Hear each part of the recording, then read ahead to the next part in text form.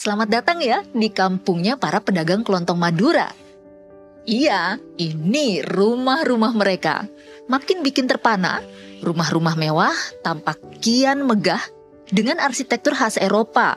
Rumah juga bergaya bukan hanya bagian luarnya, tak tertinggal pula tentu bagian dalamnya. Sejak beberapa tahun belakangan, kampung ini dikenal Kampung Tajir. Sebab di kampung ini banyak rumah mewah warga hasil dari merantau ke kota-kota besar seperti Jakarta untuk menjadi pedagang toko kelontong. Sementara dalam kehidupan sehari-hari, para ibu-ibu di kampung ini juga biasa mengenakan gelang dan kalung emas. Selain itu, meski jalan masuk ke kampung ini cukup sempit, namun setiap rumah pasti memiliki mobil.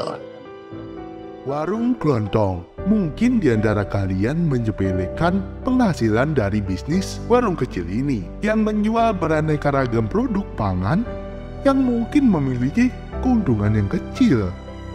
Tetapi tanpa kalian sadari, di balik warung yang kecil itu ternyata mampu dan bisa membangun rumah semegah dan semewah itu.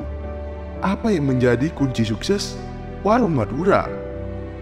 Beberapa kota mungkin memiliki warung Madura yang bercokol menjual kebutuhan sehari-hari selama 24 jam, bahkan tanpa istirahat sedikit pun. Dan terkadang hari libur pun tidak pernah tutup, sehingga ada yang beranggapan bahwa warung Madura ini akan tutup bila hari kiamat akan tiba. Saya kata kinga kenika, jangan nutup menarik kiamat tapi kimuka setengah hari kan.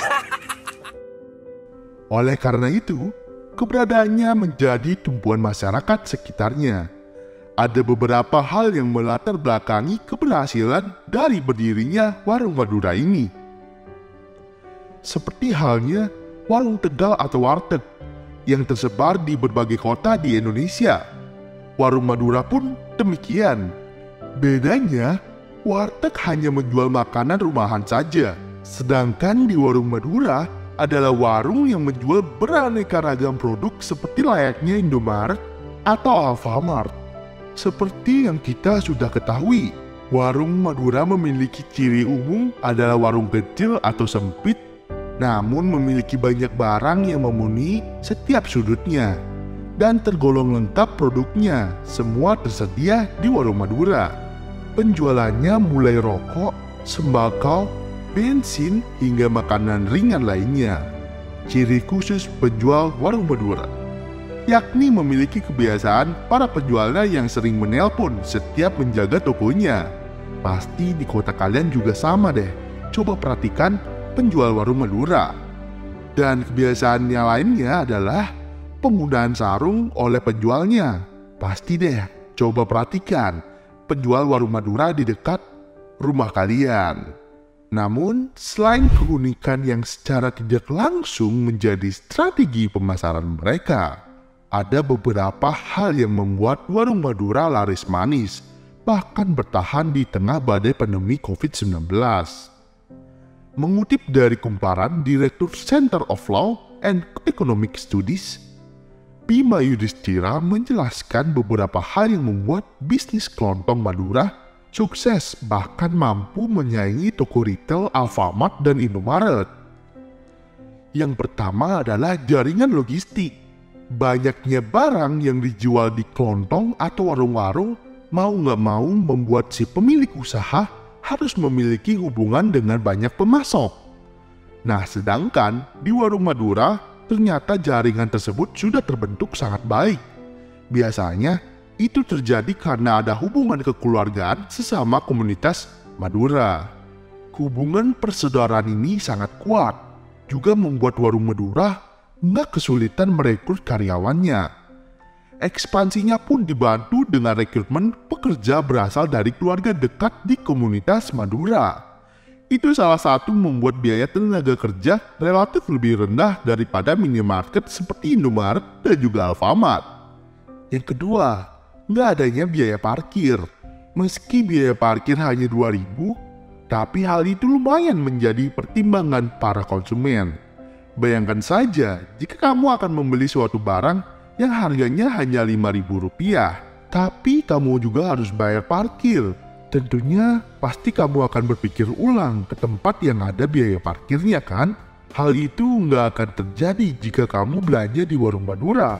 Itulah penyebab yang membuat pelanggan nyaman belanja di warung Madura karena tidak terbebani biaya parkir. Yang ketiga, lokasi dekat permukiman. Coba kamu lihat, biasanya warung Madura berdiri di dekat permukiman yang padat penduduk.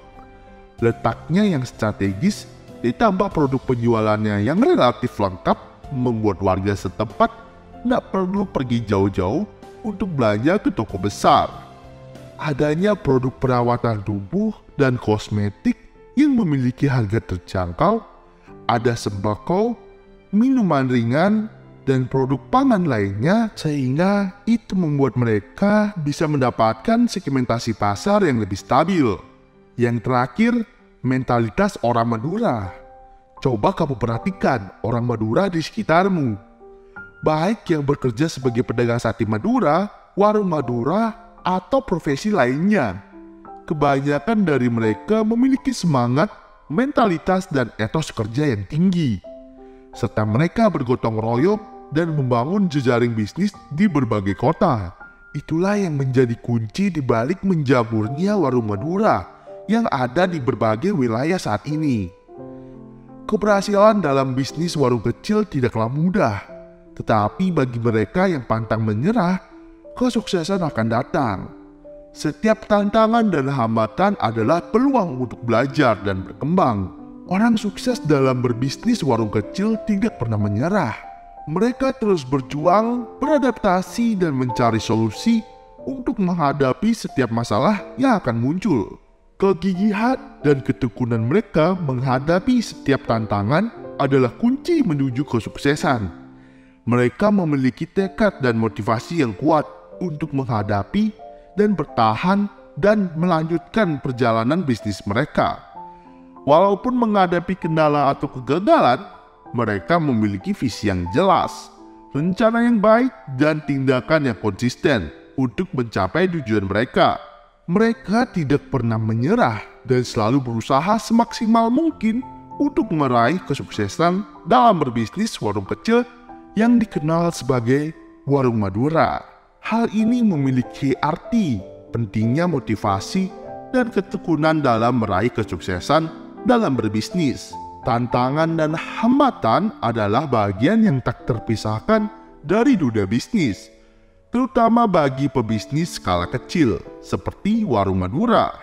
Namun, orang sukses dalam bisnis warung kecil tidak pernah menyerah begitu saja dalam menghadapi setiap kendala.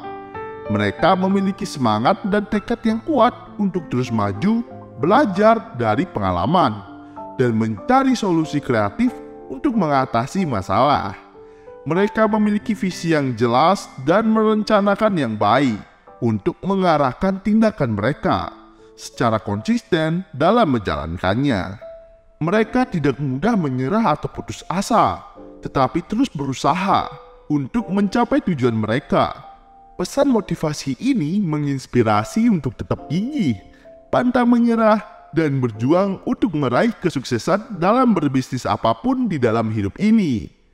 Tetap semangat para pejuang uang.